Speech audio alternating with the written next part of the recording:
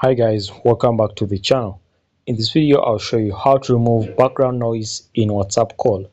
Now, to effectively do that, come to your Google Play Store. After that, come to the search bar. Now, in the search bar, go ahead and search for WhatsApp. After searching for WhatsApp, now make sure that your WhatsApp is updated, because in most cases, if your WhatsApp is outdated, the voice calls will have noise in background. So go ahead and click on the update button and then run the update. So basically this will take a few MBs. You can see here it's taking only 57 MBs.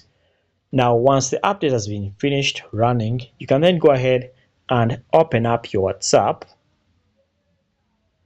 You then can go ahead and open up your WhatsApp.